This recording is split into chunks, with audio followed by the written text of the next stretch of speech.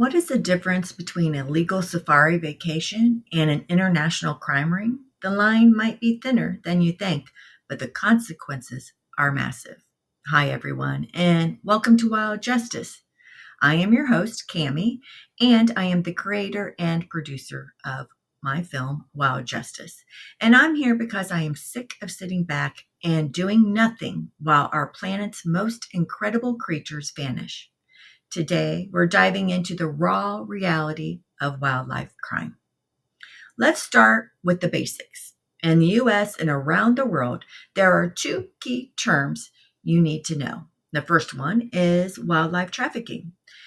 This is pure crime. It's illegal poaching, smuggling, and black market trade. We're talking organized crime. The fourth largest illegal trade on earth after drugs, human trafficking, and counterfeit goods. It's driven by greed, by billions of dollars in profit from things like rhino horns and ivory. It is universally criminal, period. The second word is trophy hunting, which this makes my blood boil. This is the controversial one. It is legal. It is a regulated activity, supposedly, where people pay for permits to hunt specific animals, often for a memento.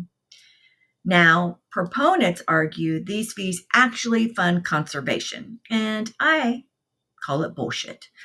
Opponents say it's cruel and those funds are rarely reach the local communities or wildlife management. It's a hot debate, but the key legal distinction remains: one is sanctioned and the other is a felony.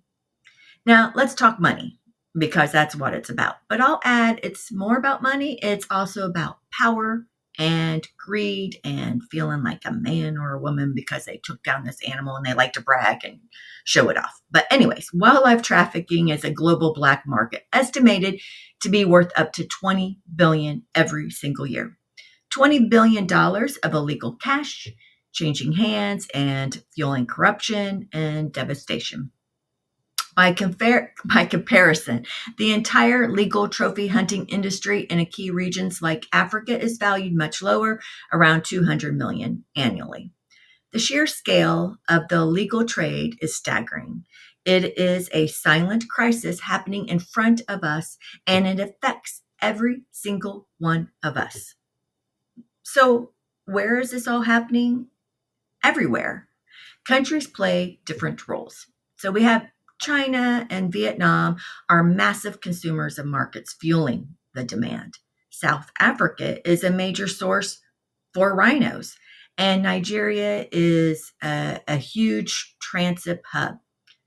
And yes, even the United States. It is considered the world's leading destination for illegally trafficked wildlife products and exotic pets. Yes, people own monkeys and tigers and alligators and venomous snakes. It's just crazy.